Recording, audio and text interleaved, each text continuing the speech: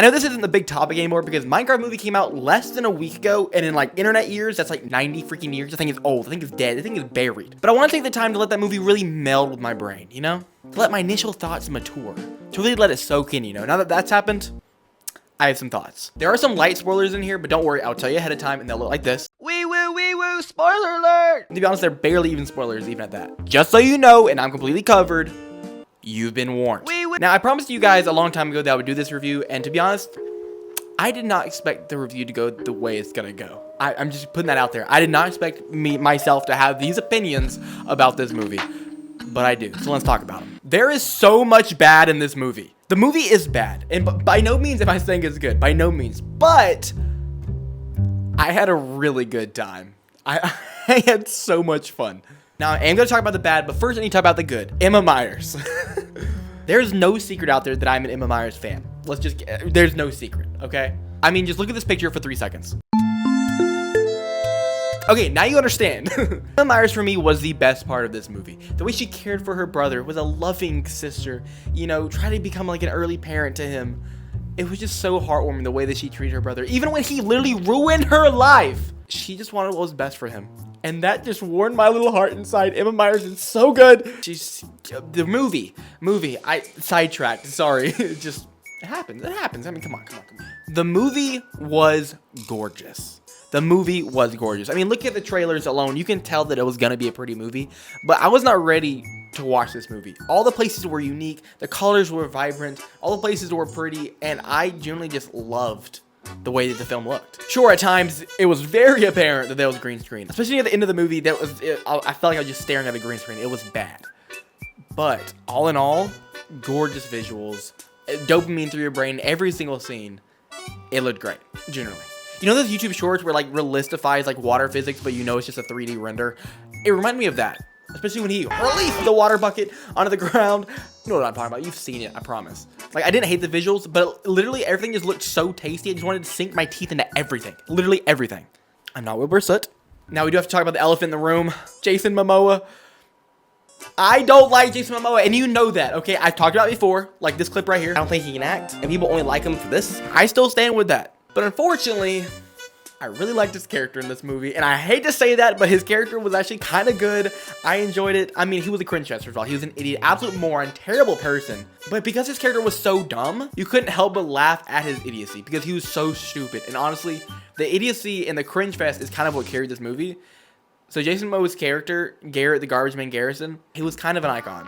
I can't lie. Like, don't get me wrong, his character sucked, okay? Out of all the characters, though, he did have the most character growth. I mean, Jack Black did not change at all. He was Jack Black throughout the whole film. There was no Steve evolution. The little kid was just a little kid. He couldn't do no wrong. You know, he was the one who was always in the right. The other lady, she didn't change at all. She was the same, unique, special. She was a great character, by the way.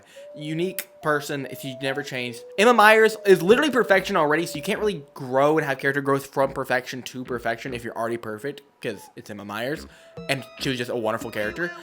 But Jason Momoa sucked. He was the trash character. Like, all the other people were good people except for Jason Momoa. He was the bad guy of the good guy group, which gave him time and, like, you know, the growth that happened in the end, which was good for his character, which made you like his character, and unfortunately carried the film, which sucked so bad, because I don't like Jason Momoa, but his character was actually kind of good. I said it, move on, never bring it up again. Thank you. And those moments in time in the movie where you could tell the directors and everyone involved in the movie actually had played Minecraft before, and that was very apparent, and I loved that. This is one scene where they're in a minecart, right? And they're creeping forward, they don't have quite enough momentum to reach the power rail, they're super close, and all of a sudden, boom! Their wheel barely touched the edge, and they zipped off super fast and surprisingly did not break their necks. Holy cow, they moved so fast from that powered rail. Their necks would have been clean gone. There would have been no head, no neck, it would just been shoulders. That's just shoulders. But unfortunately, it is Minecraft, so there's no whiplash, but it was aggressive. I was like, wow, they would have died. But that was really cool to see. That's something that you experience in Minecraft as a player, is like not having enough redstone. You have to like slightly push it forward, you know, to make it in your cart. I've experienced that plenty of times. And them putting those things into the film, like little things like that, just really elevated the experience, in my opinion. And of course, there was the technical blade reference, which was an amazing tribute. I loved it. It did feel a little forced, I will say, but seeing that still made me tear up a little on the inside, and I just really think that was really awesome of them to include. I just have to say that. But yeah, I had a really good time, and I'm sure you've seen online, like, all the theaters, like, you know, everyone going in roars with the meanable lines. That was literally my theater. We were sitting there, and every time someone came up, like, freaking steel, everyone was yelling it and then clapping and cheering and then chicken jockey, and it was a cringe fest. Absolute cringe fest. A bunch of losers sitting in the theater yelling Minecraft Steve line. It was an amazing time, and everyone should go to the theaters just for that experience alone, because that was a unique experience that I'd never experienced in a movie theater before. That was wild. I'd never felt that before, and that was really, really cool. And I don't know, it felt surreal. But speaking of the memeable lines, stop. I really believe that this was a cash grab, curated to be as memeable as possible, to last as long as possible in our minds and on the internet. Genuinely, that's what I think. While they know they had to make some sort of storyline so that it would be a movie and the kids would enjoy it without understanding the memes, and that adults would actually feel like some kind of closure in the story, every single line in this movie was made and written to be an awesome one-liner. Were there some great one-liners? Absolutely. But every single encounter between two characters, Steve steps in, it drops this insane one-liner that they're trying to get quoted. Like that's what they were doing. They were trying to create as many quotes as possible to have the highest chance of getting memes and for these quotes to be used in the internet culture. That generally was the entire idea of this movie. Genuinely. If you watch this movie, you'll see every single line, Steve has something diabolical to say. It's bizarre. Now, not all of them hit. Some of them are very, very forced, and it's like, ugh. Like some of the lines, one specifically, it's in the trailer. So when they say we're gonna Minecraft, I wanted to shrink back into my seat. It felt so forced and so cringe. And the people around me were like, wow, Minecraft! And I was like, ugh, this is bad. This is really bad. But some of the lines were like, okay, I would actually use that in real life because that's really funny. That's iconic. And that's generally what they were going for. I genuinely believe that. And funnily enough, the thing that made the movie good, they took from me. They genuinely just stole it from me. Emma Myers. Halfway into the movie, the gang gets split up. We know this, okay? And then we just don't see the girls ever again until the very end. They just disappear. The guys go on their quest. They split up, and the guys don't even care. They're like, oh, they'll meet us at the rendezvous point. They know where to go. They don't know where to go. And nowhere in the movie did they tell the girls where they were going, how to get there, what direction is, or anything. They're in the middle of a war, and they're like, we'll meet the girls later. They'll catch up. They're dying to piglins, and you're leaving them behind. That's crazy. That's crazy to me. And then the little bro was like, but my sister, I'm so scared.